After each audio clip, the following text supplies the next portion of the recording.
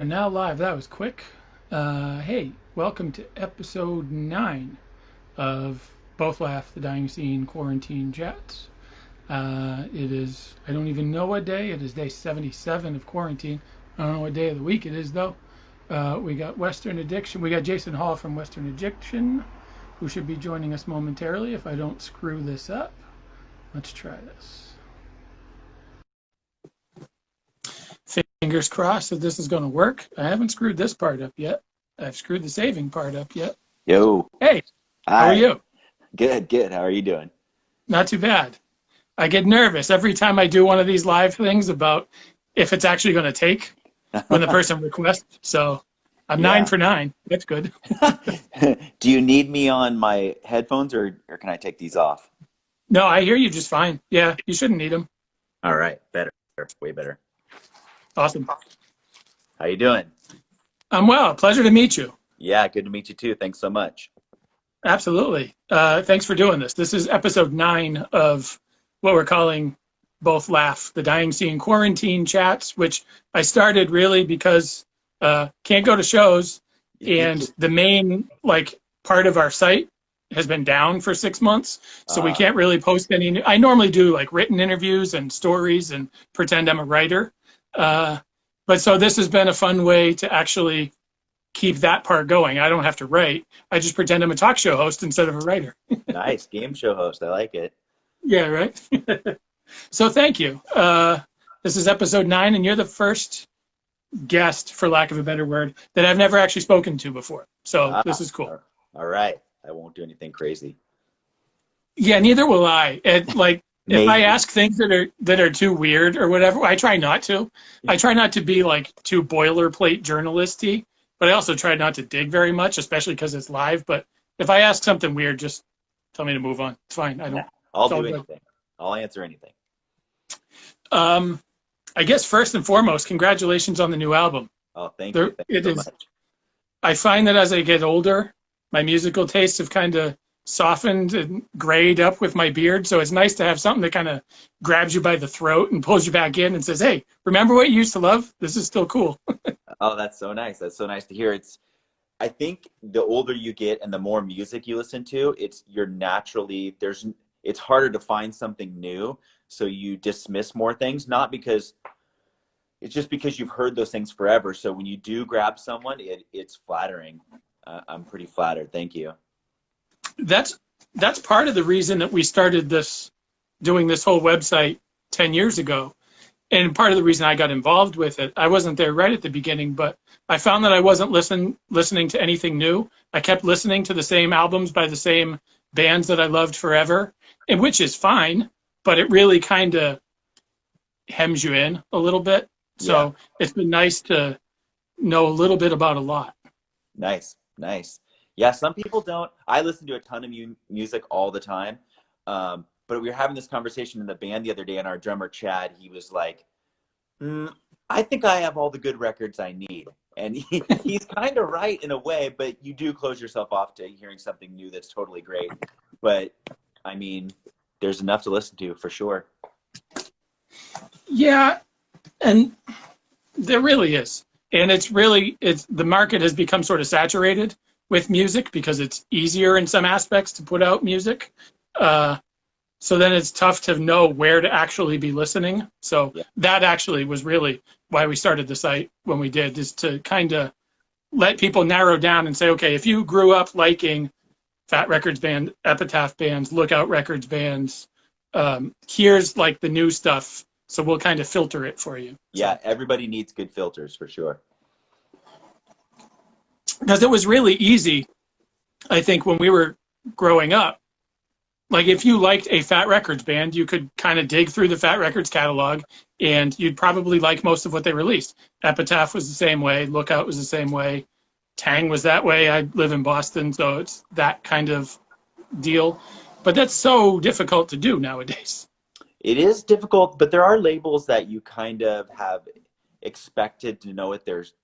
Uh, I guess, expected that their filter's good. So Yeah. I'm always surprised by Sub Pop. Uh, or you can just really tell when someone has like a filter. It might not be what you like, but you're like, okay, someone's listening to a lot of music and they have the filter. Um, I've been listening to this record on Sub Pop. It's this band called Moaning, and Okay.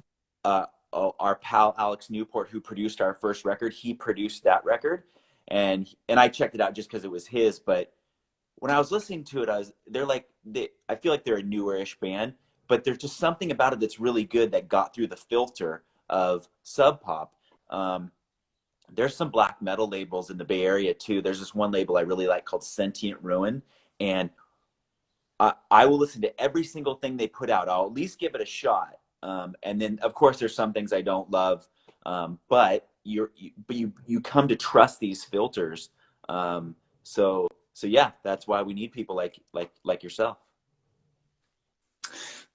Speaking of filters, you're kind of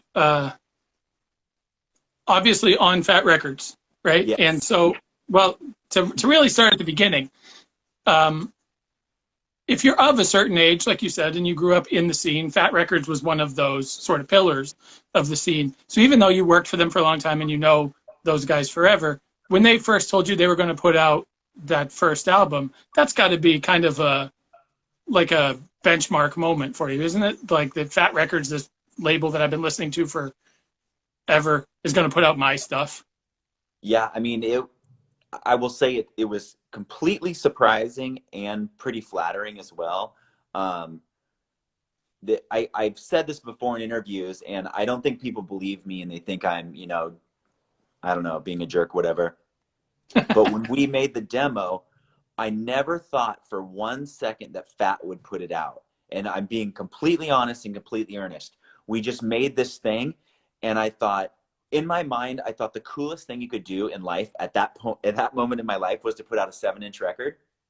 Yeah, yeah. So we made this demo, and there's these 4 songs, and I thought, I'm going to give these to my pals. And I gave some to my friends at work, and I gave one to Mike, and I gave one to Aaron. And then Mike sent me a message like, I like these songs. I want to put them out. And I thought for sure he was joking, because you can never Yeah. tell when he's being direct. So I'm always like, are you messing? I don't want to be messed with right now. I'm at work, Yeah, Um, yeah. but I think there was something a little bit, my theory is that Mike and Aaron liked it because it was endearing in like a sloppy punk way where it's a little off time. It's like the Yeah. song structures are strange. I didn't know how to write a song at all. I'm not saying that I'm a good songwriter now, but all I knew what to do was to play a couple things and shout over the top of those things. Um, and so it was just like complete luck that people liked it a little bit, but you're right. When you start to think about it, it is pretty flattering.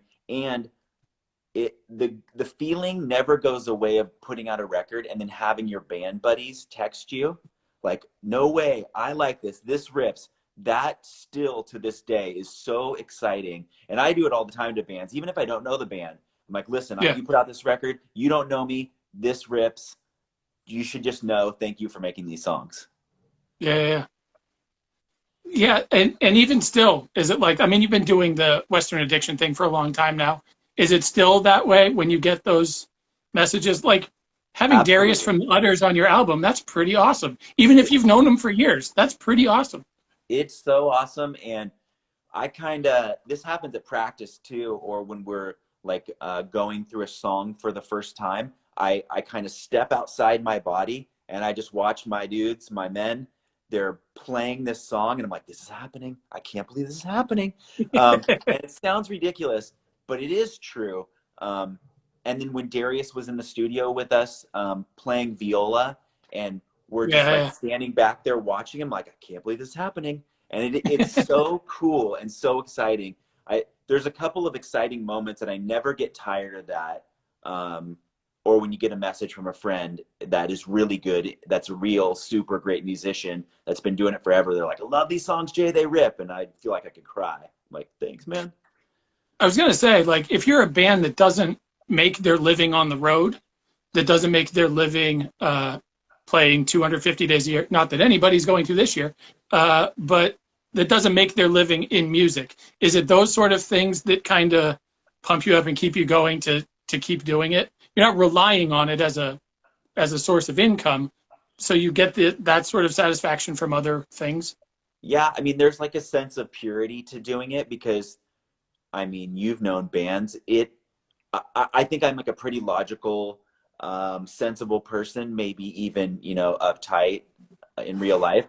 But Yeah, band me is as dumb and as much of a dreamer and the worst with money that you could ever think of because yeah, you don't even put those equations into it. It's like if you break even, we're pumped.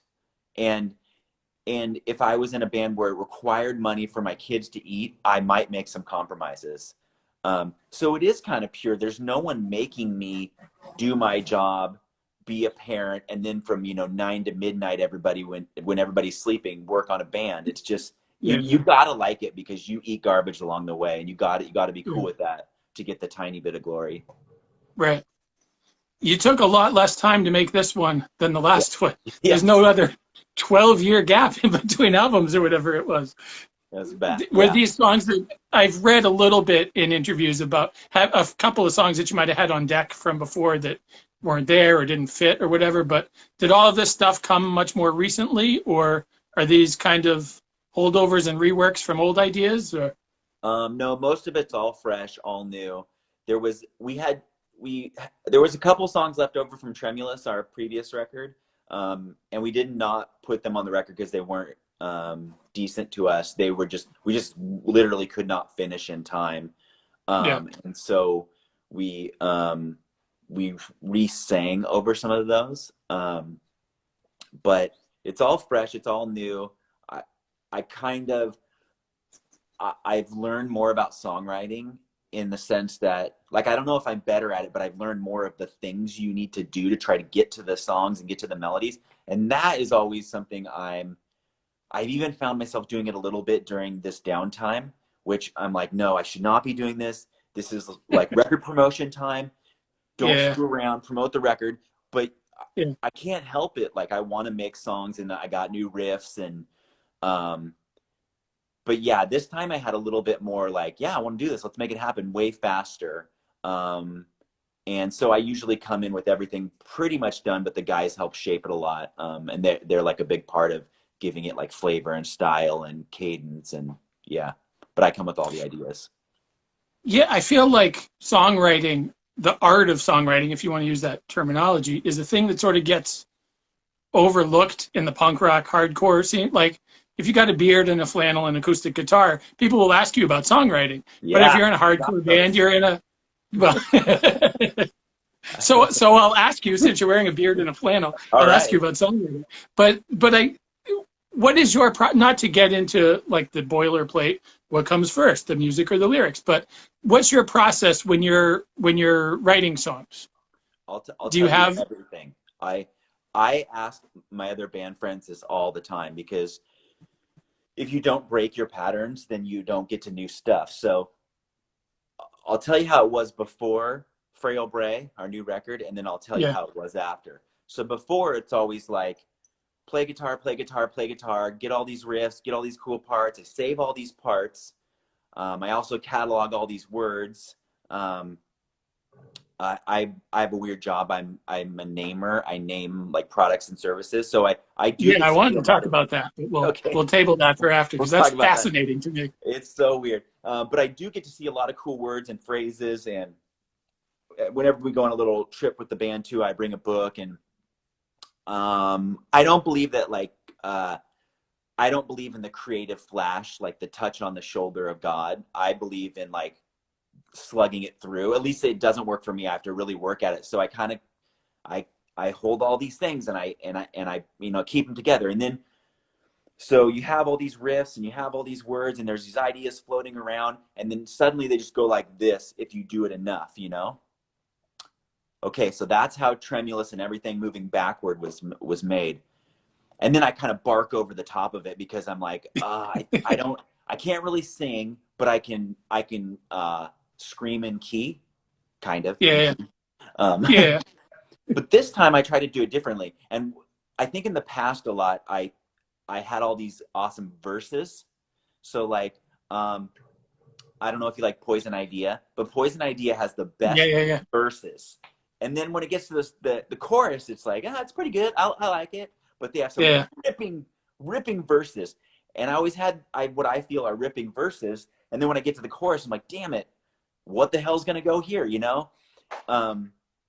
So this time I just tried to do everything different, where I tried to maybe start on a chorus first, or maybe write all the lyrics out first and then fit them onto music. And then the last thing I did that I've never done before is that every single song, every single word, the vocal melody, I try to do it again and again and again, different ways. I even made Okay.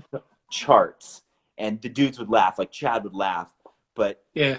but it shows like how you can do things, because some band dudes are like, they're so gifted and they just sing the melody that comes. Like when Darius was in the studio with us, he's like, I Yeah. think I got a melody for this song, Wildflowers of Italy. I'm just gonna go sing it. I'm like, really? That's it? You just go sing it?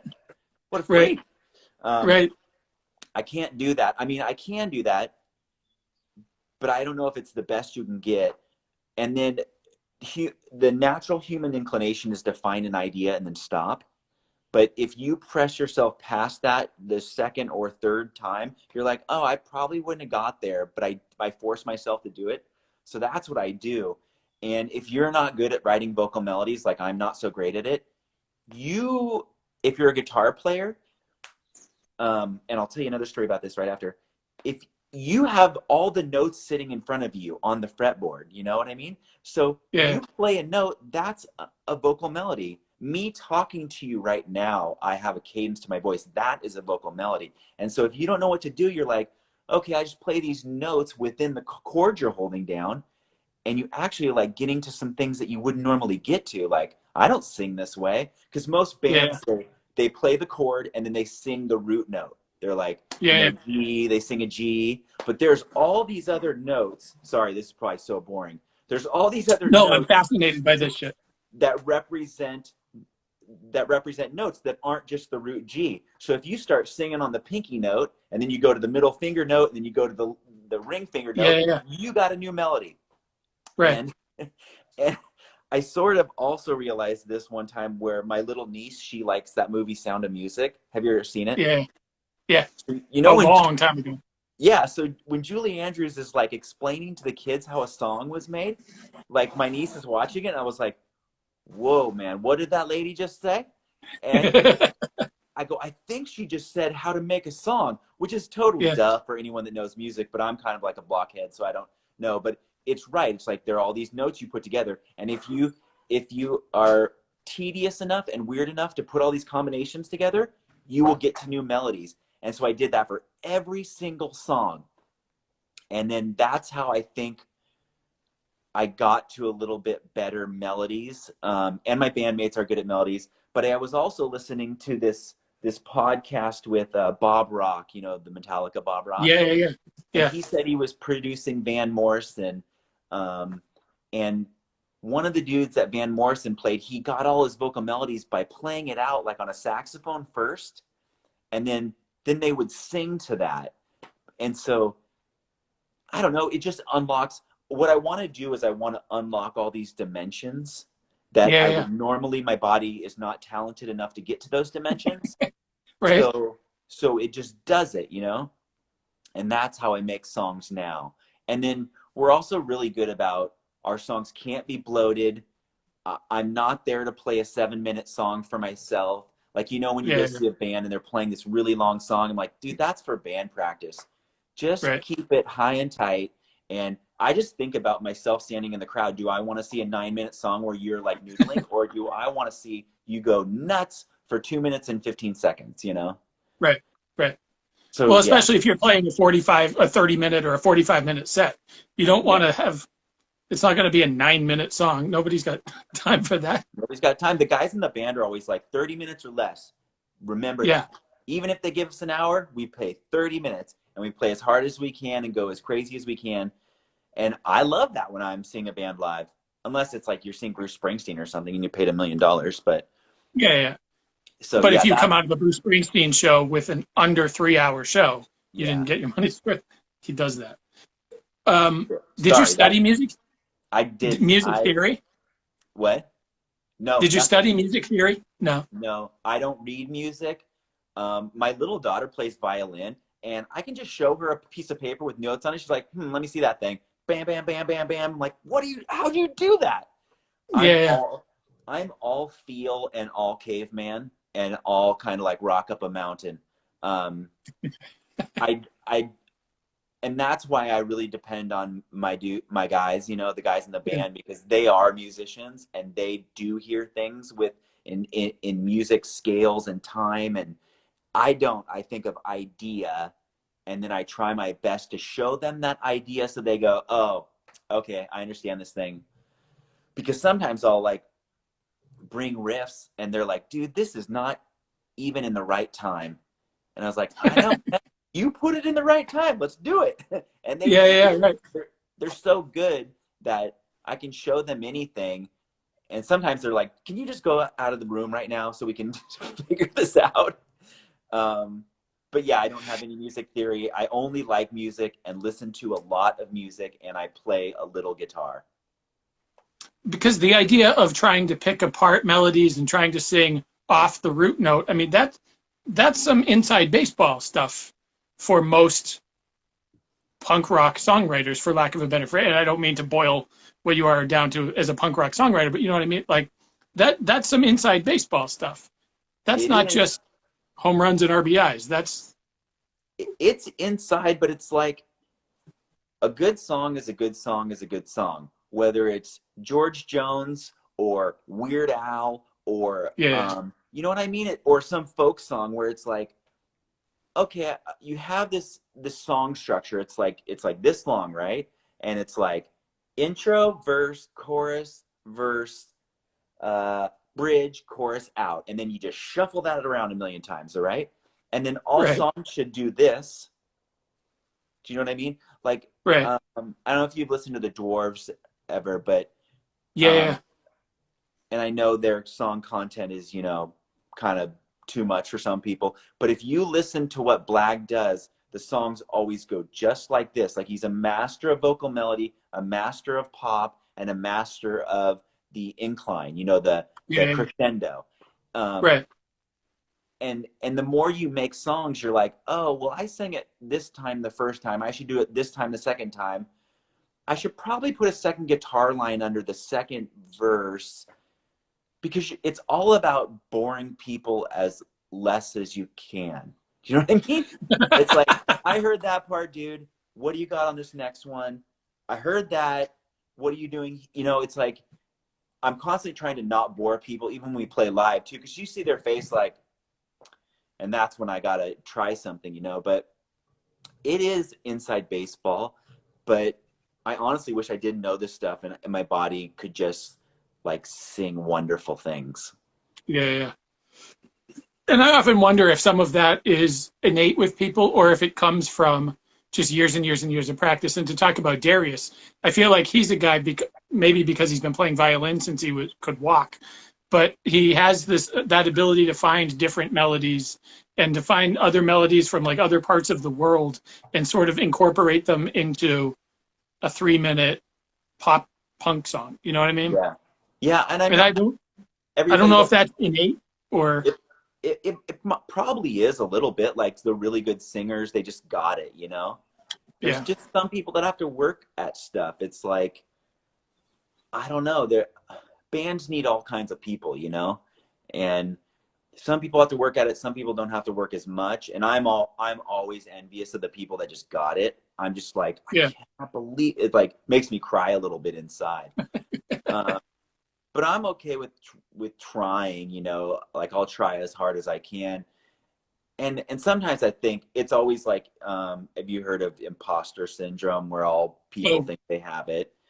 It's yeah. like somehow our cruddy hardcore band has done some pretty awesome stuff. So I don't know. We've toured Europe. We've been to Japan twice. We've been in a bus. It's crazy, but somewhere I'm like trying hard will get you some stuff. Yeah. I don't know. I'm Yeah. still looking for the great Imposter song. syndrome is very, very real. Yeah, it is real. It's real too. It's like I listened to Rhett Miller from the old 97s, his podcast, Yeah, and he asks every guest he has on there that question. And they'll be like the biggest star on there. And they're like, yeah, man, I have it every day. I'm like, I can't believe it. Like you got it all locked down in my mind, but it's just like yeah. every other person. But that's probably part of where that hunger to keep doing it comes from. If you had the ego that tells you, yes, you do belong there, Yeah. you're Kanye West, right? Yes. So, Yeah. which is fine if that's your thing, but that doesn't get you very far in this particular scene. But the singer songwriter scene, the folk Americana, whatever we call it, that scene that is not predicated on guys with egos like that. And Yeah. so I think that's part of where the need to internally move the bar higher and higher for yourself comes from, is Yeah. that not feeling like you fit in with these guys. Yeah. Yeah. I mean, if you make songs, you're kind of always on the quest to unlock this next thing that you know Yeah, it's in there, but it's so frustrating too. You just like, I, I think all people that make things, part of it is like wrestling the canvas. Like, I hate this thing, I love this thing. And it's like, I'm yeah. always like with my guitar, like, why won't you work, And but then something unlocks and you're like, damn, that's it. That's something, but you got to push it. Do you ever have moments where you think that you've unlocked something and you stumbled on something that's really cool and like, I got to this other level, let me bring it to the guys, and they're like, that sounds like a fart, you know what I mean? Yes. Like, Actually, yes. But we're pretty good as a band about getting rid of that stuff right away. Um, yeah, I personally don't believe that any band writes 40 or 50 songs for their record. I don't think that's real. I think they're yeah. lying. No one does that. I have 40 or 50 songs, ideas in my head right now, but that doesn't mean it's a song. Yeah. But I will say I kind of try to get rid of it before it gets there. There was one song for this record that I feel is like a pretty cool folk song almost. And I tried to bring it to the guys, and to their credit, it just wasn't working. It was not a Western Addiction song. I think it's a good song, but I gave it to another band friend that I thought could sing it better. When you say folk song, you don't mean like a acoustic folk song. Were you going, or was your vision to sort of do it stripped down like that, or? No, it was to make it like it kind of like how Your Life is Precious from our previous record was Mm-hmm. a quiet song and then it gets pumped up. That's how all the songs Mm-hmm. happen. This song just sounds better on an acoustic guitar. And it just wasn't a Western Addiction song. It's like Yeah, now I mean, I'd love to make songs for other people someday, because I'm like, whoa, if I could just find somebody that could really sing and they could just let me do the vocal melody thing, that I'm like, just sing this thing. Because I think there's a ton of amazing musicians in the world that don't know the secret to what a good song is. oh It sure, it doesn't mean that they're not good players, and it doesn't mean that they're not musicians. It's like, and every band doesn't have to do that. If you're a black metal band, you don't have to be like, well, I better sing a vocal melody that's beautiful, or I'm never gonna get yeah, famous. Like, they could give two craps. right, You right, know.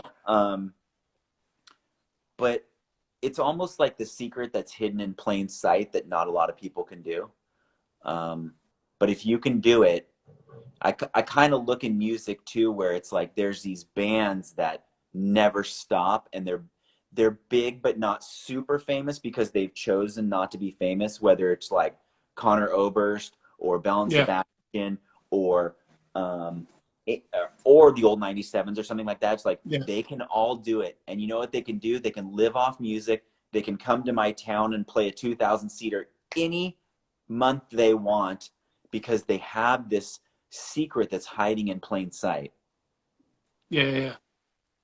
But and maybe that's where the disconnect is, because I feel like there's a lot of people in the punk rock and hardcore scenes that don't really look at it that way, if that makes sense. They don't, but the smart ones From a do. songwriting standpoint. Bad Religion does. They have Okay. wonderful melodies, and some bands just kind of have it and do it. And there's some masters of vocal melody out there, but some people are, just like charged out and want to just scream the verse, scream the chorus. But it's like, Yeah. I, the I always try to keep the band right on this like razor line of being like aggressive and melodic, but not too melodic, but not because you start to see people fall off if you're too aggressive, and then if Yeah, it's yeah, yeah. too poppy, that's just not how my brain's wired. Right. So I try to keep it right on the line, and this time I try to get a little bit over the line to be a little bit more melodic for Frail Bray. I feel like it is more melodic, but I feel like it is also a little harder, at least right off the rip, than Tremulous was, which is sort of cool because you kind of did both. You made it harder and more aggressive, but also more melodic too. Yeah, I tried. Yeah, When we went to Europe in 2017, I think. No, 2015. 2015.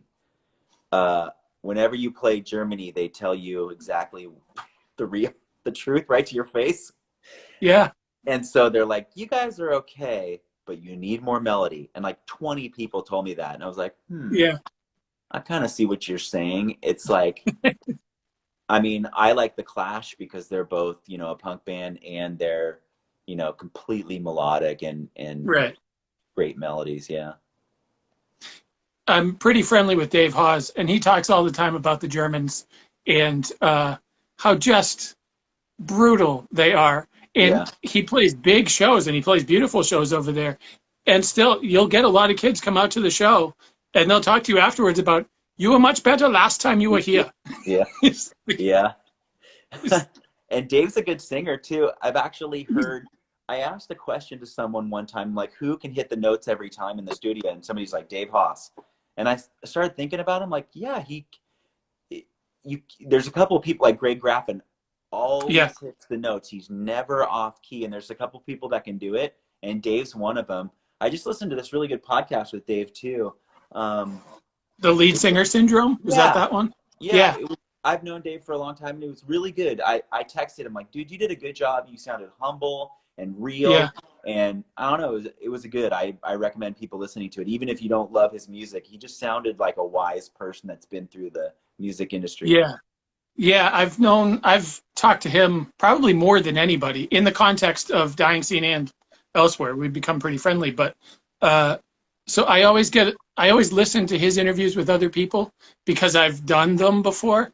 And there were a few times in this one I'm like, damn it, this guy got me. Like he's good. There, there's always, since I worked at Fat Records too, at the record label, I have my perception of what was happening, and then Mm, there's always like some little secrets that come out about the bands I didn't know that angle of it. And Dave let yeah, a few go in that interview. I was kind of surprised. And I'm yeah, like, I did not know about that. Because yeah, you're just trying as hard as you can to kind of like make the bands do well. And then you're right, like, damn, I didn't know this was happening behind the scenes. right. I talked to somebody too, Brendan Kelly, because Dave did the last run of Falcon shows and the last album. And I remember Brendan Kelly talking to Dan Andriano and to Dave about what he wanted for this new Falcon project. And so they came in with songs and whatever, and Brendan kind of laughed because like what he was expecting for songs wasn't what he got back for songs. So Dave kind of scrapped everything, scrapped all his guitar parts, and then wrote everything else new, like right on the spot. And Yeah. Brendan's like, holy shit, how do you do that? Yeah. Some people can just sing, and have that sense. Yeah. Um, so back to the thing about the day job and the naming things, because I want to make sure that that gets talked about, because Okay. that is fascinating to me, because especially because it's a world that I don't understand. But I did see in the Hard Times podcast, maybe that you did Yeah. the Quibi thing. Yeah. That is They were fascinating to me. they were ready to clown me about that, and then they discovered that I had named that, and then they're like, "Oh, sorry." It was pretty funny. Well, because Um, he just brought it up sort of off the top of his head, not knowing you were connected to it or something, right? That was how I heard it anyway. well, it's like one of the biggest names that's kind of out there right now, at least for our agency too. And I mean, they did commercials during the Super Bowl, during the Yeah, Oscars. Even I was like, "Holy crap, that was just I was like at the Super Bowl party and people were like, what the hell's a Quibi? And I was like, well, I can tell you dudes. So yeah, it's a strange job. And I mean, it's not all like that where you think of, you know, more interesting things. Some of it's like really boring and really straightforward and really strategic. But the cool part about being a namer is you learn about parts of life you would never learn about.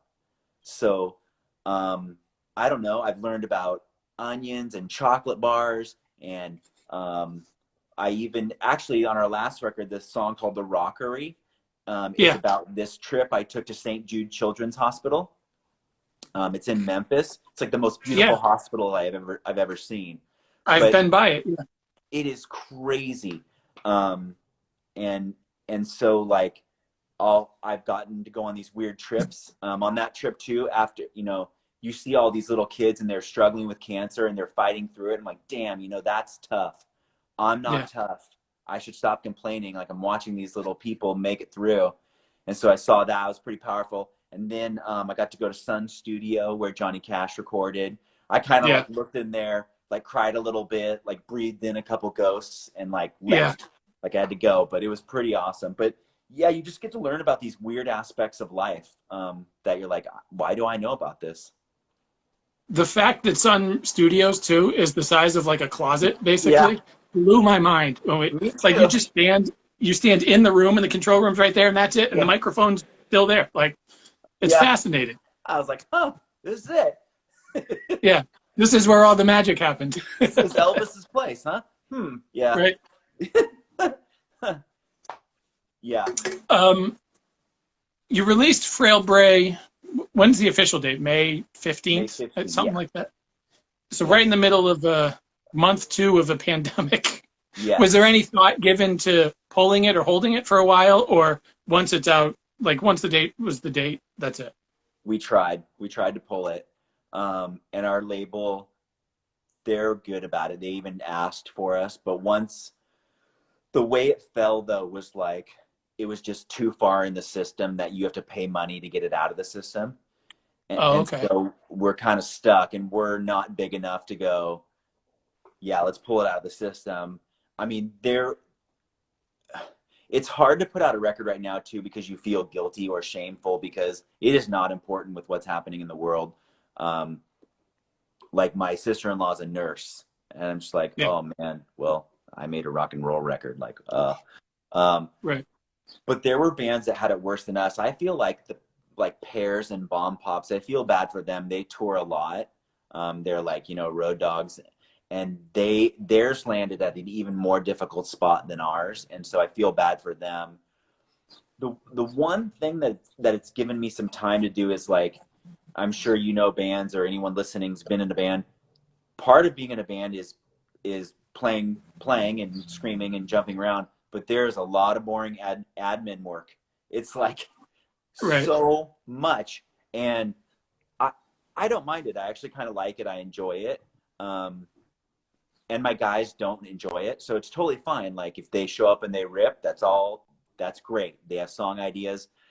But I like doing interviews and I like emailing people and I like I even did an interview yesterday with our hometown paper and it was just so funny. Um, like That's awesome. I was thinking about it. It's pretty funny, but I mean I like making videos too. I don't ever say our music's good, but I do want people to give it a shot. And so Yeah. everybody's so busy right now that unless you tell them, hey man, we have a new record out, could you please just like listen to one song, you'll not get listened to. And it's kind of counterintuitive because I think the old way is like, let them come to me, my music's good enough, let them come to me. But it Yeah. doesn't even matter if your music's good anymore unless you make someone just listen to 10 seconds. You don't get them, you know. Even my friends, I'm like, can you just listen to like a couple minutes or I'll do it for you.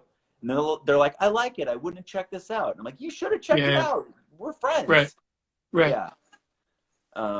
I'd even So, rather, it's like people, sometimes we have a really hard time getting shows. I would rather them go, I listened to your record. I do not like it, man. Thank you for sending it. I'd be like, that's great. I'm on to the yeah. next person, you know? Right. Yeah.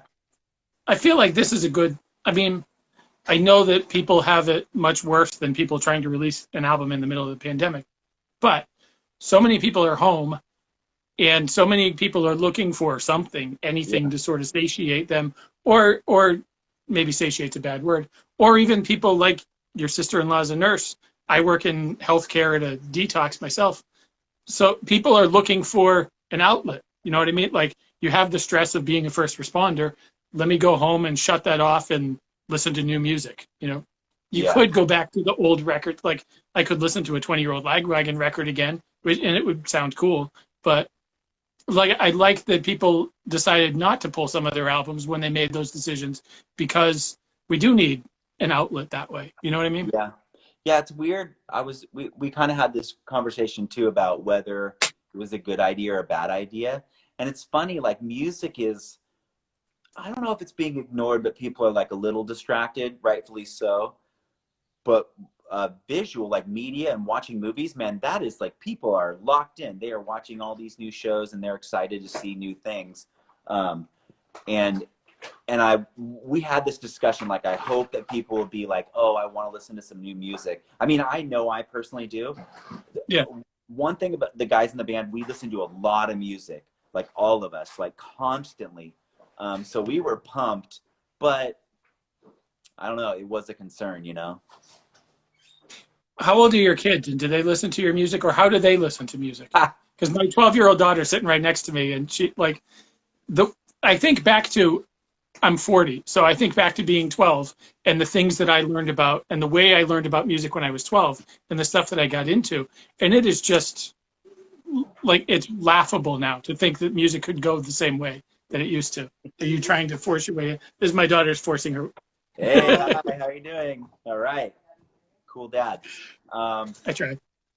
My kids are 12 and Okay. 22, so I have a really strange gap, Yeah. um, but it actually works out great.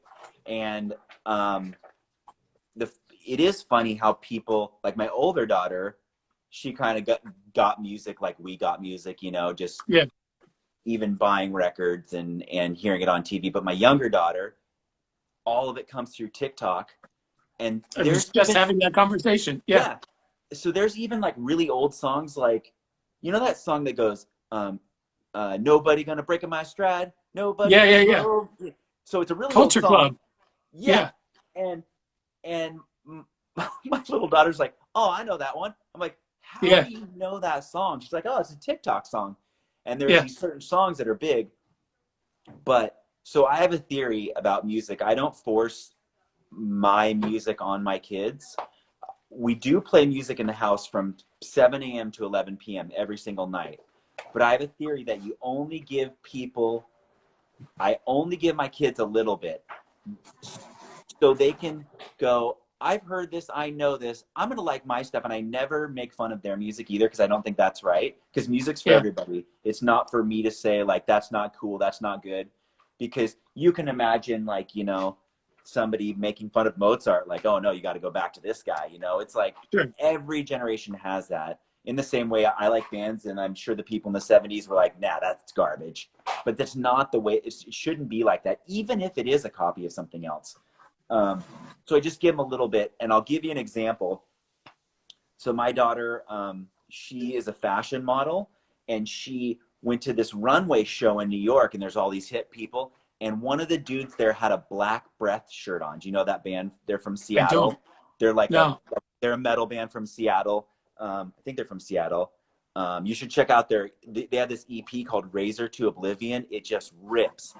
So she's at this fancy fashion show with all these fancy people, and some dude has a Black Breath shirt, and she walked up to him. She goes, hey, I know who Black Breath are. And it like blew his mind. Yeah. And anybody that tries to go at her with like, you don't know about music, she's like, try me. And she Yeah. does, because she has this base layer of like Motorhead, Sam Cooke, like all these things. But then she has all Right. the music that she likes. So I just want my kids to be able to like, just to give it to somebody someday. Like, try me. Try to ask me about Motorhead, and I'll tell you. You know. Yeah. Yeah. But I A never note say what they're listening to is rubbish, or like in my day it's better. Like that's inappropriate. Yeah, I might point out where things sort of overlap, where things that she listens to sound like something that I Yeah. listened to 25 years ago. The pop music, Bruno Mars is sort of good for that. A lot of Bruno Mars songs are Yeah. essentially songs from 1989, which is fine. My friend Absolutely. chimed in and pointed out that that song was not Culture Club, it was Matthew Wilder. I made a mistake Yes. there. But I don't know if your daughter liked Hamilton, but if you listen to Hamilton, it's like, oh, this is this hip hop song, this hip hop song, this like all this wonderful early Yeah, 80s hip hop. And I yeah, was telling my daughter, I'm like, do you want to hear the real song that this song is about? She's like, I'm good, man. I'm like, yeah. okay, that's cool too. But we'll be Yeah, I listening think to the last something. Bruno Mars album made me dig out like Belle Biv DeVoe, maybe, Yeah, because I grew up in New England, and so Belle Biv DeVoe were from down the street in Roxbury. So right. I was like, oh, this is a Belle Biv DeVoe song, I'm pretty sure. This is a Yeah. Bobby Brown song, I'm pretty sure, or a Janet Jackson song or whatever. Like, so it's It, cool to sort of bridge the generation that way. yeah, it's cool. It's you can either make someone feel insecure or you can make them feel empowered. And I want my kids to be empowered, and I want them to bring music to me too. And my older daughter does all the time. She's like, check out this reggae record, check out this old comp, and it's just a different style, but I'm down. And I know that we don't like the exact same thing, but I know she has an ear and an eye now for things that are of quality. Yeah, yeah, yeah. Fingers crossed we get to that point. Yes, yeah, I yeah. feel like 12 is a weird age for music listening, but It is. 12 is when I stumbled into Soundgarden and Nirvana. I had been into Metallica and stuff like that a little bit, but then the music that I thought was my generation, so the whole Seattle thing and punk rock at the same time. And I look at my kid thinking about her listening to Soundgarden, and I played Rusty Cage for her the other day, and I thought she was like, what is this? Yeah. It's like, I was your age when I bought this cassette tape. She's like, Yeah. ugh. It's fine. I mean, I also believe that you have to be of a certain age to be ready for certain kinds of music, Yeah, where it's like, there's bands that people are telling me my whole life, like, what do you mean you don't listen to this? It's amazing. I'm like, it's just not for me yet, but I will yeah. get there. It just takes some time to unlock those things or to see the beauty in those things. I go through phases all the time, but I just went through like a Rolling Stones phase, and that sounds so dumb, but man, what like a band's band, like Yeah. dirty rock, like a real rock and roll band. And everybody, and you're probably thinking like, oh, of course. But watch some of those old YouTube videos, like they rip. They're so good. That's like a weird epiphany, but you know, it's No, time. it's not at all because I was well into my 30s, I think, before I appreciated the Rolling Stones. I just, for whatever reason, they were not one of the bands that my dad listened to. So then Yeah, I didn't absorb them that way like I did the Beatles and Aerosmith and Bruce Springsteen, you know? yeah, yeah. I'm always trying to understand music, even bands that I don't like. I want to understand why people like them. That's like a constant for me. But yeah, I ask myself that a lot when TikTok comes on. yeah, Why do people like this? yeah, yeah. I agree. But you know what? I think it's also a little weird for a 40-year-old guy to like some of that music now. So maybe like Maybe, work, maybe. works both ways. Yeah. We're gonna bump up against an hour pretty soon, and this will cut us off. Hopefully, what I usually do when these are done, is I save them to the Instagram stories and then upload them onto YouTube within the Cool. next couple hours.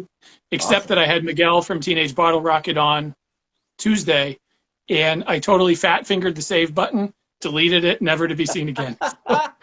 It's mad. It's out there. You can't get it. It's a free technology, you know, and you got to be paying attention to it.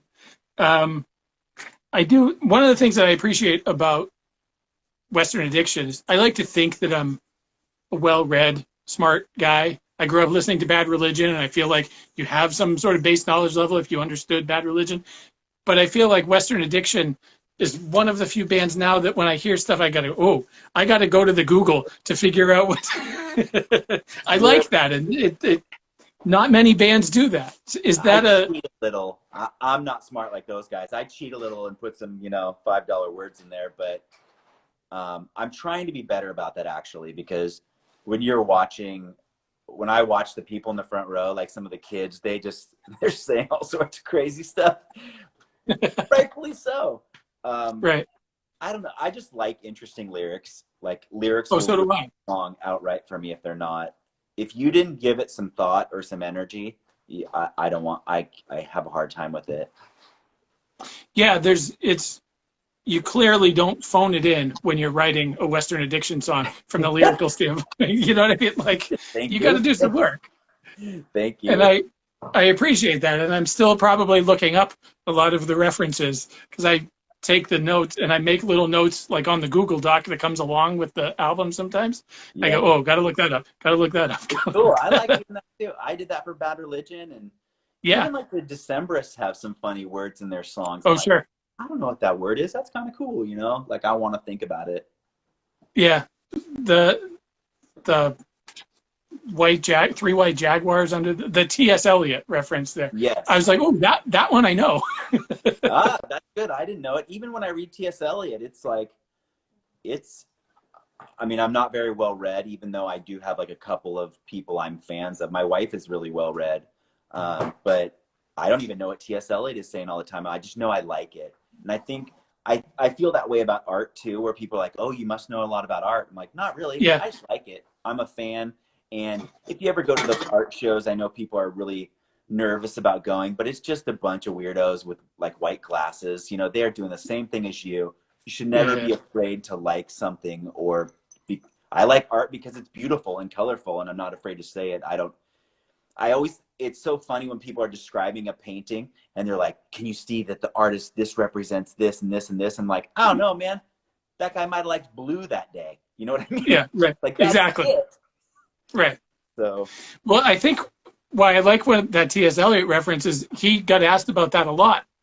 ah, And there's something about like, why are there three white leopards under the tree? Is because, or like, what's the meaning of it? And the meaning of it is that there's three white leopards under a tree. yeah, Like, yeah. even his explanation of it is like, that's because that's what's there. Like, Isn't that don't awesome? overthink it. Yeah. Yeah, I I put it love there because that's what's there. Yeah, I like that. It's cool. Yeah. Yeah. Thank you for doing this. This is a lot of fun. No, thank you. I'm down. I like doing this, and I appreciate it. I appreciate you go checking out the record, and it's been Absolutely. pretty cool. Lots of interviews this time. I have the time to do the interviews, so I'm down. Yeah, I was going to say that probably helps, right? Being at home all the time, It does. right? Yeah. And thanks for doing this. If I save this right a minute from now, I'll put it up on YouTube probably later tonight, and then I'll send the link back out to Vanessa and you guys and share away. Excellent. All right. Awesome. Thank you for doing this. I appreciate Thanks it. so Everybody much. Thanks, go buy everybody. Western Addiction. Woo-hoo. All right. Take care. See you. Thank you.